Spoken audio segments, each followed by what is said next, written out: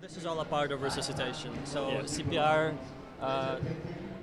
will keep what you do when you're doing CPR is you're acting as their heart, you're pumping their blood for them. When you do rescue breaths, you act as their lungs, that you do the gas exchange with them.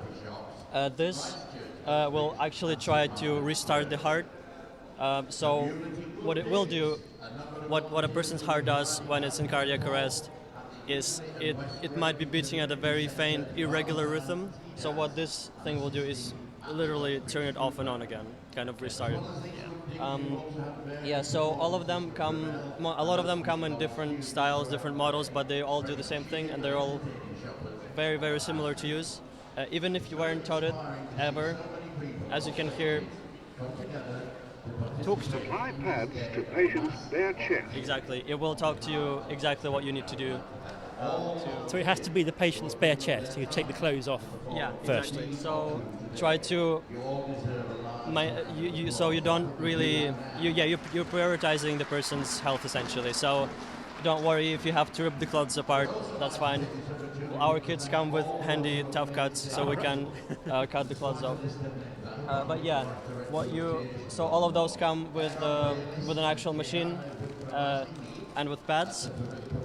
Sometimes they have different kits for different purposes, which I'll tell you in a bit.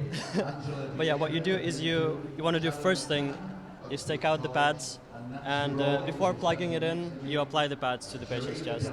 As you can see, there are pictures that showing exactly where to go. Yeah. It doesn't matter too much if you mess up where to put them, but they should be in the seatbelt position like this. Okay. Because what you're doing is you're basically creating a circuit through the heart so that a shock can be sent through the heart. As soon as you apply them, actual things will be really sticky. It's just because we use this so much, it doesn't stick too well. But yeah, then you would connect them. And an important thing is that you would do this ideally around someone who is already doing CPR. So you would need to work around them. It's a team effort. Yeah.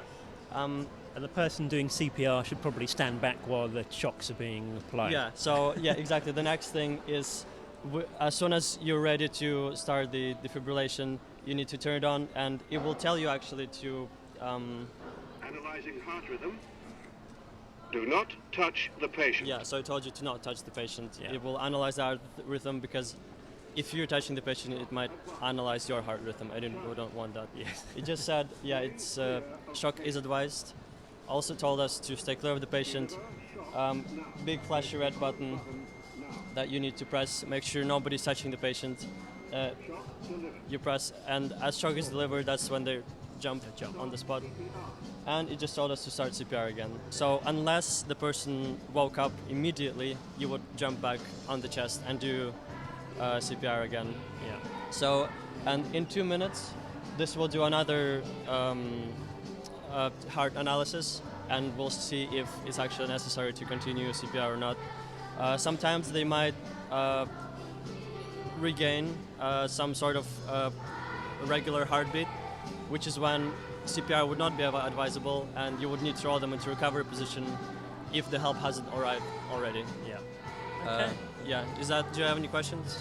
No, it seems fairly straightforward, and we're seeing more and more of these around, aren't we, at public buildings and it's workplaces. We're very lucky. Yeah, as maybe I want to say last year in Brunel, we've had our unit manager and another member collaborate to get way more defibrillators on Brunel campus, which is always a good thing. So, is there some app that you can go on and find out where the nearest one is, or? Yes.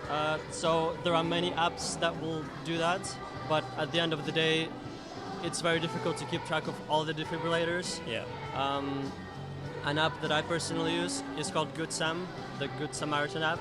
And essentially, if you're a registered first responder, if you have any first aid certificate like first aid at work, you can register with them, and you will be able to be on call for London Ambulance Service if they will need someone to start CPR, for example, if they're taking some time to come. Yeah. And it will also show you the locations of all the defibrillators around you. Great. That's that. Thank you very much. All right, thank you for coming. Cheers.